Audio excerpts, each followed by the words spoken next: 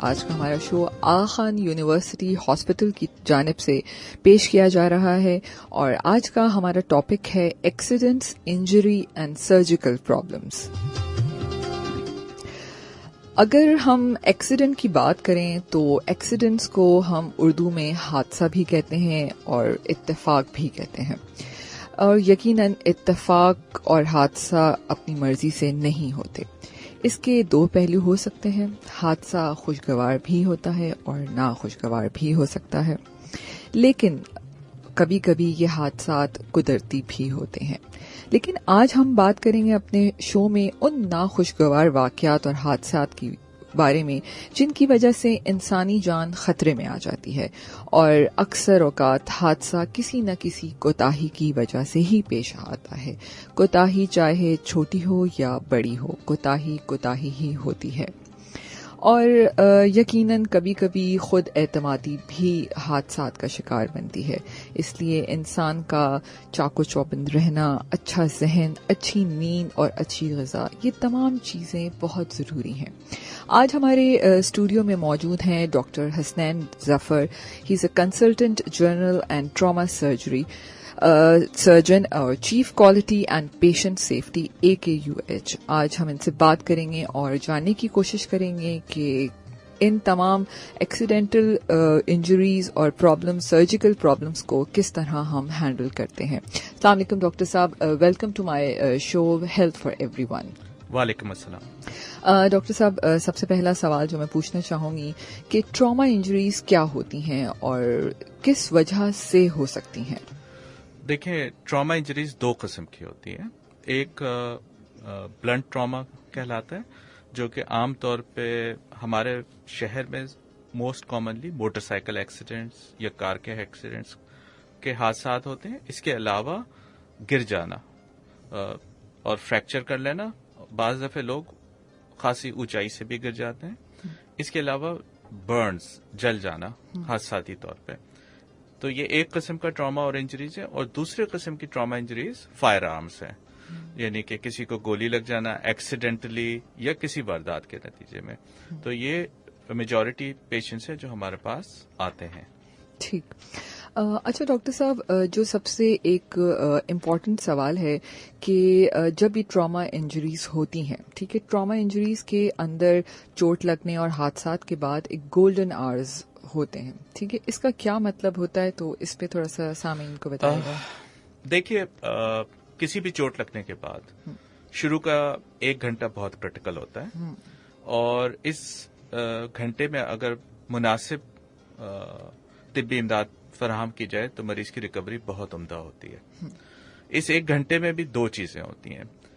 ایک ہوتی ہے ہمارا سانس کا نظام، کہ اگر کسی کا موٹر سائیکل سے ایکسیڈنٹ ہو جائے یا گر جائے اور وہ ٹھیک سے سانس نہ لے پائے تو 2-3 منٹ کے بعد برین کی سپلائی ختم ہو جاتی ہے اور برین کی انجری کا خطرہ ہوتا ہے۔ تو سب سے پہلے فرسٹ ایڈ پہ، اور یہ سین پہ ہے کہ جس جگہ چوٹ لگی ہے مریض کو فلیٹ لٹا دیا جائے، یعنی سیدھا کر دیا جائے، اور ایسی کوئی ڈیبری جو منہ میں جا رہی ہو، جو سانس کی رکاوٹ، اس کو ٹھیک کیا جائے۔ تو یہ گولڈن آور کے شروع کا کچھ حصہ ہے، 3-4 منٹ۔ اس کے بعد دوسری چیز ہوتی ہے بلیڈنگ۔ کچھ چوٹیں ایسی ہوتی ہیں جس میں بلیڈنگ بہت زیادہ ہوتی ہے، خاص طور پہ گن شاٹ انجریز یا ایون گاڑیوں کے ایکسیڈنٹس یا موٹر سائیکل ایکسیڈنٹس، جس پہ بعض دفعہ اسپتال میں ارلی پہنچا کے بلیڈنگ کنٹرول کرنا ضروری ہوتا ہے۔ تو بلیڈنگ بھی کئی قسم کی ہوتی ہے۔ ایک ہوتی ہے جو معمولی نوعیت کی ہوتی ہے، اس کے لیے تو صرف پٹی ضروری ہے۔ اس لیے فرسٹ ایڈ کے طور پہ فوری طور پہ اگر کہیں پہ بلیڈنگ ہو رہی ہے تو جو لوگ حادثے کی جگہ پہ موجود ہیں انہیں چاہیے کہ بلیڈنگ کی جگہ پہ کسی کپڑے کے ذریعے سے ڈائریکٹ پریشر لگا کے بلیڈنگ روکیں اور مریض کو اسپتال پہنچا دیں۔ تو گولڈن آور کا کانسیپٹ یہ ہے، اسی کی بنا پہ یہ ایمبولینس سروسز ایجاد ہوئی دنیا میں کہ وہ مریضوں کو اسپتالوں تک لے جا سکیں۔ بالکل ڈاکٹر صاحب، جہاں ہم اس انسیڈنٹ یہ ہو جاتا ہے اس کے بعد جو پہلا اسٹیپ آتا ہے وہ ایمبولینس کا رول بہت امپورٹنٹ ہے ہمارے ملک میں، اور اگر بدقسمتی سے دیکھا جائے تو ہمارے ایمبولینس کا سسٹم، یا ہم جسے ایمبولینس کہتے ہیں، وہ اس اسٹینڈرڈ کے مطابق نہیں ہوتی۔ جو بیسک لائف سپورٹ کورسز ہیں ہم اپنے ان لوگوں کو نہیں کرواتے۔ تو میں چاہوں گی کہ آپ اس کے بارے میں بھی تھوڑا سا بتائیں، اسپیشلی ایمبولینس، اور جب ہم ہاسپٹل میں پہنچتے ہیں ایک ٹرائیج سسٹم ہوتا ہے جس کے تحت ہاسپٹل میں جب کسی بھی مریض کو فوراً پہنچایا جاتا ہے تو اس وقت ایک ٹرائیج نرس ہوتی ہے جو اس کو ایویلویٹ کرتی ہے اس کنڈیشن کو اور پھر ڈاکٹر سے فوراً رجوع کیا جاتا ہے. تو اس پہ تھوڑا سا پلیز بتائے گا کہ اس وقت آغا خان ہاسپٹل میں اس کے بارے میں کتنا خیال رکھا جاتا ہے اس بات پر. جی تو امبر آپ کے سوال کے دو پہلو ہیں, ایک ہے ایمبولینس سسٹم اور ایک ہے اسپتال کے اندر ٹریٹمنٹ. ٹراما اور انجری کے حوالے سے دونوں ہی اسپیشلائز ہونے چاہیے. ایمبولینس کا ایک پورا نظام ہونا چاہیے جس میں جب کال کی جائے تو وہ کتنی دیر پہ سین پہ پہنچ جائے, جس کا جنرل اسٹینڈرڈ ہے کہ ود ان 2 to 3 منٹس سین پہ پہنچ جائے. اور پھر ایمبولینس کے اندر کیا فیسلٹیز ہوں کہ اس میں آکسیجن دینے کی فیسلٹی ہو, اس میں مریض کو ڈرپ اسٹارٹ کی جا سکے, اور جو ایمبولینس کے اندر سٹاف ہے وہ ٹرینڈ ہو کہ وہ اس کی جو پہلی بنیادی انجریز ہیں ان کا خیال رکھ سکے, اگر بلیڈنگ ہو رہی ہے تو بلیڈنگ روک سکے. تو یہ تو ایمبولینس میں ضروری ہے. اس کے بعد اب دنیا میں لوگوں نے نوٹ کیا کہ خالی یہ ضروری نہیں ہے بلکہ جو لوگ سین پہ موجود ہیں عام عوام ان کی بھی ٹریننگ ضروری ہے. اس سلسلے میں ایک مہم شروع ہوئی انٹرنیشنلی, اسے کہتے ہیں اسٹاپ دا بلیڈ. اور اس قسم کی اس مہم کو ہم بھی پاکستان میں لا رہے ہیں اور اس میں ہم کولیبریشن کر رہے ہیں بہت سارے اسکولوں اور طلباء کے ساتھ, یونیورسٹیز کے, تاکہ ہم عام آدمیوں کو ٹرین کر کے ان کو سین پہ بلیڈنگ روکنا اور سانس کا نظام بہتر کرنا, یعنی ایمرجنسی فرسٹ ایڈ سکھائیں تاکہ جو وقت ایمبولینس کے آنے کا ہے وہ ہو سکے. ہم کوشش کر رہے ہیں کہ ہم تقریباً 10 ملین لوگوں کو یہ ٹریننگ دیں. تو اس کے لیے ایک بہت بڑا پروگرام وضع کیا گیا ہے جو امریکن کالج آف سرجنز کی سپورٹ سے پاکستان میں چلے گا, اور تقریباً شہر کے بڑے اسپتالوں اور یونیورسٹیز کے ساتھ ہم نے رابطہ کیا ہے. بالکل. تو پہلی چیز تو یہ ہو گئی. دوسری چیز یہ ہو گئی کہ جب پیشنٹ ایمبولینس سے اسپتال میں پہنچ جائے تو جس چیز کو آپ نے سوال کیا کہ ٹریاج ہونا چاہیے, ٹریاج کا مطلب یہ ہے کہ کچھ انجریز ایسی ہوتی ہیں جو کہ عام طریقے سے علاج کیا جا سکتا ہے, مثال کے طور پہ فریکچر جس کو ایک ڈاکٹر اور ایک نرس علاج کر سکتی ہے, مگر کچھ انجریز ایسی ہوتی ہیں جس میں فوری طبی امداد کی ضرورت ہوتی ہے اور ایک سے زیادہ ڈاکٹروں کی ضرورت ہوتی ہے, کیونکہ موٹر سائیکل ایکسیڈنٹ میں آدمی کے سر پہ انجری ہو سکتی ہے, پیٹ میں ہو سکتی ہے, پاؤں پہ ہو سکتی ہے, تو اس میں الگ الگ قسم کے سرجنز چاہیے آپ کو. سو اس کے لیے ایک کانسیپٹ ہوتا ہے جسے ٹراما ٹیم کہتے ہیں.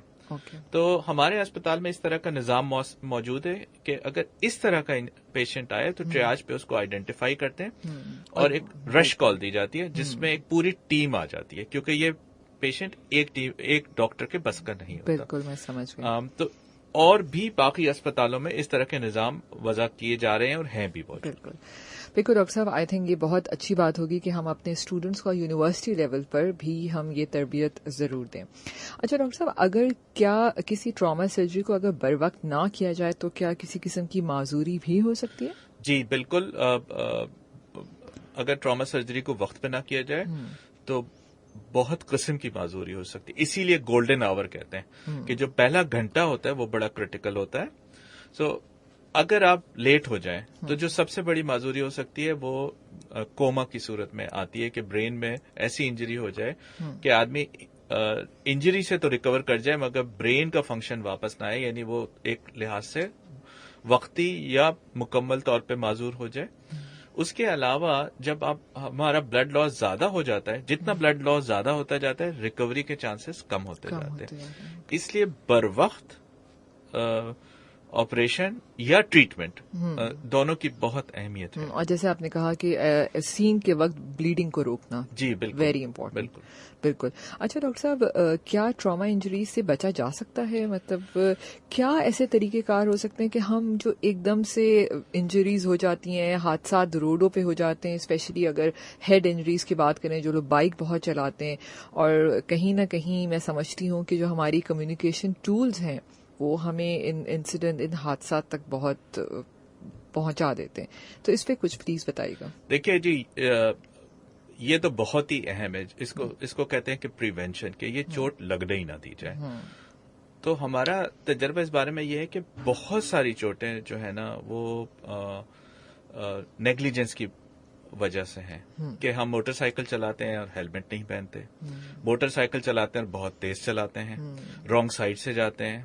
تو ایٹ لیسٹ ہمارے اسپتال میں اب تو ہم ایک الگ ہی ٹرینڈ دیکھ رہے ہیں جو پہلے پاکستان میں بھی نہیں دیکھا تھا، دنیا میں تو شاید ہے نہیں، کہ موٹر سائیکل سے ٹکرا جاتی ہے. اتنی موٹر سائیکلیں ہیں کہ وہ آپس میں ایک دوسرے کو اور کہیں نہ کہیں یہ موبائل کا استعمال ڈیورنگ دا ڈرائیو کتنا ڈینجرس ہے. آئی تھنک یہ آپ کو ڈسٹریکٹ کرتا ہے. اور ہم اس طرح دیکھتے ہیں کہ 14 سال کے اور 15 سال کے بچے ہیں جو ہیڈ انجریز کے ساتھ آتے ہیں، ان کی جان بھی جاتی ہے یا معذور ہوتے ہیں. جب ہم ماں باپ سے پوچھتے ہیں کہ بھائی آپ نے ان کو کبھی لائسنس تو دلوایا نہیں، یا یہ اس عمر میں نہیں ہے، موٹر سائیکل کیوں نہیں؟ تو یہ وہ چیزیں جو ہمارے ہاتھ میں ہیں. تو ایز ماں باپ ہمیں چاہیے کہ دیکھیں کہ بچے کیا کر رہے ہیں. اسی طرح قانونی طور پہ میرے خیال سے تو لا انفورسمنٹ کی ضرورت ہے کہ ہیلمٹس مینڈیٹری ہوں، کاروں میں سیٹ بیلٹس مینڈیٹری ہوں، اور اس طریقے سے بہت کچھ پریونشن کی جا سکتی ہے. بالکل جی بالکل ڈاکٹر صاحب. اور اس وقت جو ہمارے ٹین ایج بچے اور بچیاں ہیں، آئی تھنک اس بات کا بالکل خیال نہیں رکھتے. ہم جن جگہوں پہ رہتے ہیں وہاں پر بھی ہم دیکھتے ہیں کہ کس طرح رف ڈرائیونگ بچے کر رہے ہوتے ہیں اور ماں باپ کو فکر ہی نہیں ہوتی ہے. تو آئی تھنک یقیناً کہیں نہ کہیں یہ تمام ٹراما انجریز کا سبب بنتے ہیں.